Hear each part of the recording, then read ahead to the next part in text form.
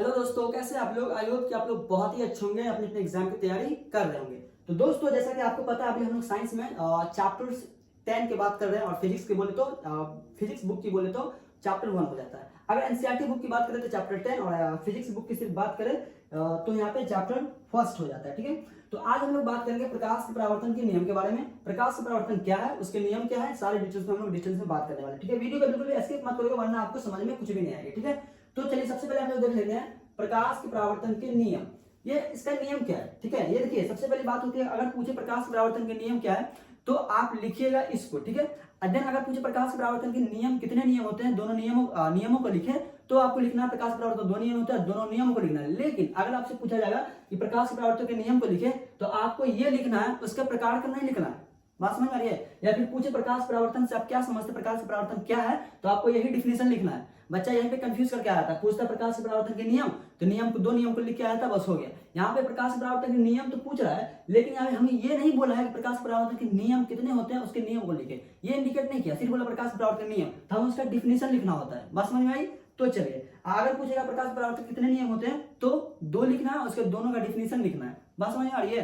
तो चलिए सबसे पहले हम लोग यहाँ ध्यान देते हैं प्रकाश परावर्तन नियम। इसका नियम क्या कहता है, इसका नियम कहता है कि देखिए, जब प्रकाश किसी सतह पर, कोई सतह है समतल दर्पण पे, ठीक है, सतह मान लो समतल पर, किसी सतह पर पड़ती है और उस सतह से टकरा कर, जैसे मान लो प्रकाश मैंने यहां से ऐसा मारा, ठीक है, और उस पर टकराती है, जाहिर सी बात है प्रकाश टकराएगी। कोई भी सतह पे, हम किसी भी सतह पे मारेंगे, टकराती है, टकरा कर लौट आ जाती है। जैसे मान लीजिए मैंने क्या किया कि अभी मैंने यहाँ पे दीवार है, क्या है, दीवार है, जैसे मैंने दीवार पर प्रकाश मारा तो जाहिर सी बात है प्रकाश जैसे दीवार में मारूंगा तो कुछ प्रकाश दीवार को रखेगा, है ना, कुछ दीवार क्या करेगा, रखेगा प्रकाश को, और अधिकांश प्रकाश को क्या होगा, पीछे फेंक देगा, पीछे फेंका, तब ये घर में पूरा उजाला होगा, है कि नहीं। जैसे प्रकाश हम पहले आपको बता चुके, प्रकाश जैसे मैं इधर मारूंगा तो ये क्या होगा, पूरे घर उजाला हो जाएगा। मैंने इधर नहीं प्रकाश मारा, सिर्फ सामने मारा, लेकिन पूरा घर उजाला होता है। इसका क्या होता है, परावर्तन के कारण होता है। ये परावर्तन के जैसे प्रकाश पड़ा तो वो अधिकांश क्या होता है, प्रकाश पीछे लौट जाती है, और इस प्रकाश को जैसे प्रकाश बिखर भी गई, जैसे प्रकाश बिखर गई, प्रकाश का प्रकीर्णन भी हो गया। तो हमें इससे पहले वाले क्लास में हम लोग डिस्कशन प्रकाश के प्रकीर्णन के बारे में डिस्कशन किए थे, है कि नहीं। तो चलिए, तो हम लोग बात करते हैं यहाँ पे, जब प्रकाश किसी सतह पर पड़ती है और उस सतह से टकराकर लौट आ जाती है, उस सतह से टकराकर लौट आ जाती है, प्रकाश की इस लौटने की क्रिया को, प्रकाश की इस लौटने की क्रिया को प्रकाश का परावर्तन कहते हैं। क्लियर है। प्रकाश की लौटने की क्रिया को, जब प्रकाश किसी सतह पर पड़ती है तो वो लौट आ जाती है, लौटने की इस प्रकाश की लौटने की इस क्रिया को हम क्या कहते हैं, प्रकाश का परावर्तन कहते हैं। ठीक है, जैसे यहाँ देखिए, मैंने यहाँ पे एक दर्पण लिया है जिसका नाम है समतल दर्पण है। क्या बोले, मैंने लिया समतल दर्पण, मैंने एक माना दर्पण से मैं क्या किया, यहाँ से मैंने प्रकाश को क्या किया, मैंने प्रकाश को यहाँ से भेजा। ठीक है, यहाँ से मैंने प्रकाश मारा और प्रकाश जैसे यहाँ पे टच हुआ, टच होने के बाद क्या, रिफ्लेक्ट करके वो, सॉरी, इसका जो इंडिकेट वो इधर नहीं होगा, बल्कि इसका इंडिकेट किधर होगा, इधर होगा। ठीक है, आप इसका इंडिकेट इधर करिएगा, मैंने वहां पे फिगर में गलती, थोड़ा सा मिस्टेक कर दिया, ये इधर जाएगा। क्लियर है। तो थोड़ा सा कभी कभी गलती भी कुछ सीख हमें सिखाती है। ठीक है, तो ये प्रकाश इधर से गया और यहाँ से टकराया और ये यहाँ से मूव हो गया। ठीक है, एंड यहाँ पे बात करिए, ये जो प्रकाश जाती थी इसे हम आपतित किरण कहते हैं। क्या कहते हैं बाबू, ये जो प्रकाश एक गई है इसे हम आपतित किरण कहते हैं। एंड जैसे प्रकाश जिस पॉइंट पे पड़ती है, जैसे प्रकाश यहाँ से गया और यहाँ पे इस पॉइंट पे आके टच हुआ ना, जैसे ये टच हुआ ना, इसे हम आपतन बिंदु कहते हैं। क्या कहते हैं, जिसे हम ओ से इंडिकेट करते हैं। ठीक है, इसे हम कहते हैं आपतन बिंदु, जिसे हम ओ से इंडिकेट करते हैं। ओके, एंड यहाँ से टकराने के बाद यहाँ प्रकाश पड़ा तो प्रकाश तो जाहिर सी बात है यहाँ पे रुकेगा नहीं, प्रकाश टकरा के फिर क्या होगा, वो लौटेगा। तो जैसे प्रकाश यहाँ से पड़ा तो वो इस दिशा में वो फिर लौट गया, लौटा, तो लौटने की क्रिया क्या है, प्रकाश का परावर्तन कहते हैं। तो ये प्रकाश का परावर्तन हुआ।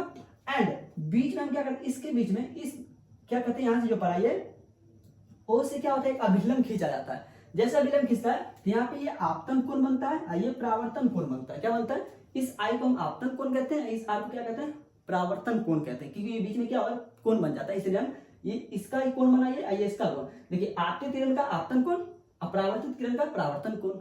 क्लियर है। चलिए, ऐसे हम क्या कहते हैं, समतल दर्पण कहते हैं। ये जो लाइन लिया मैंने, क्या है, ये अभिलंब है। क्या अभिलंब है।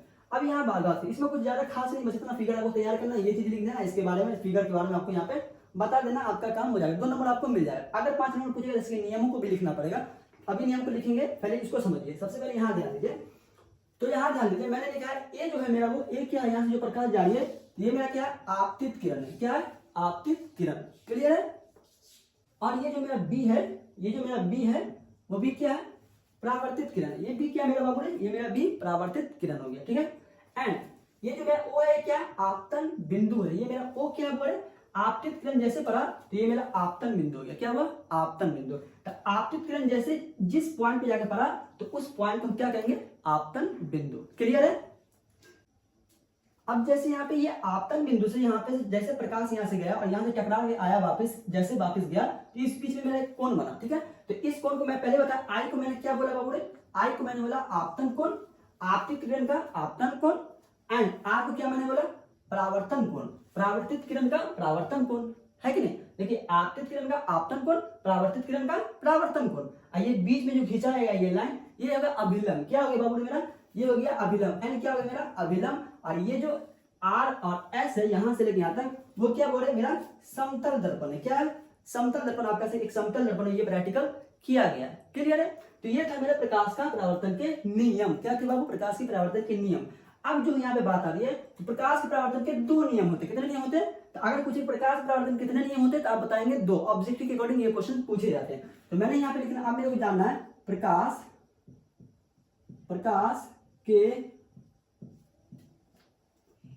के परावर्तन के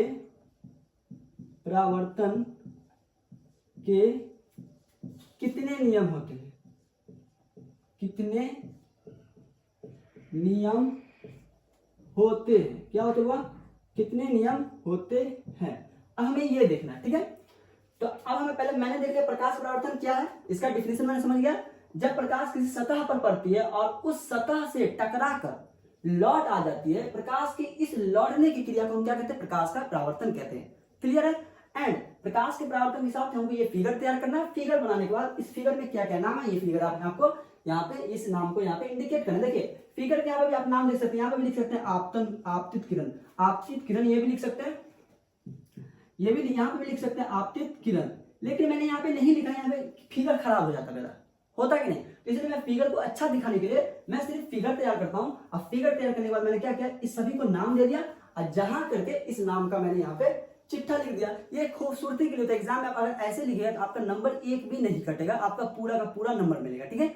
तो चलिए अब हम लोग चलते हैं प्रकाश के परावर्तन के नियम की ओर। अगर इसे नोट करना चाहते हैं तो आप इसे नोट कर सकते हैं। आप यहाँ पे ये चीज नहीं लिखिएगा, हम पहले बता रहे हैं आपको यहाँ पे ये चीज नहीं लिखना है। ठीक है। तो अगर इसे नोट करना चाहते हैं तो आप इसे नोट कर ले। देखिए यहाँ पे मैंने लिखा है कि प्रकाश के परावर्तन के कितने नियम होते हैं, नियमों को लिखे।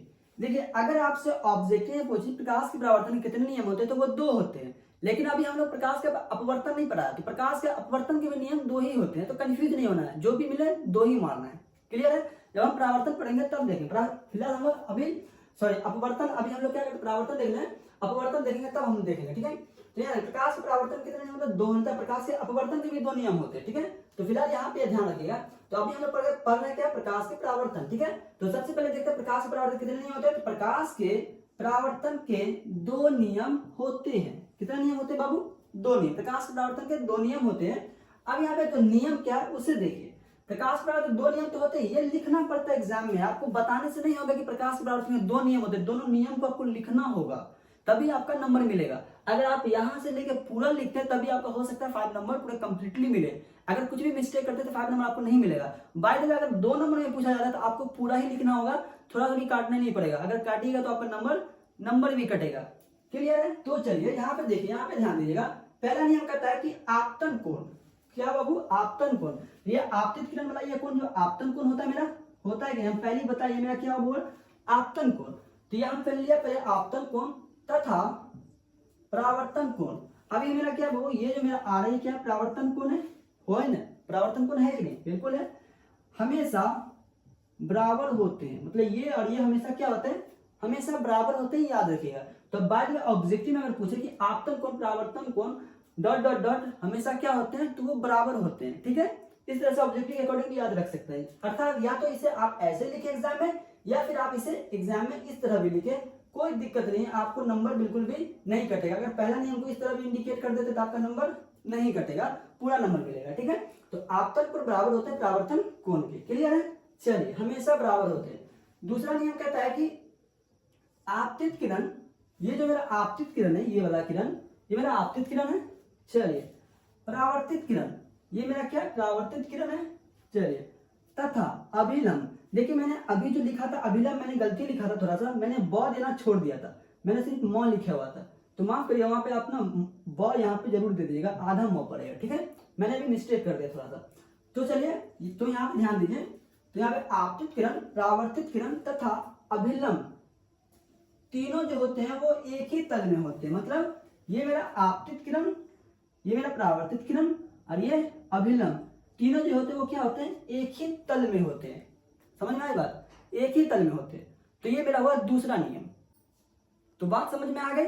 तो इसी तरीके से आपको एग्जाम में लिख के आना है, जो चीज पूछा जाएगा आपको इतना ही लिख के आना, इससे ज्यादा इससे कम लिख के आना, ठीक है।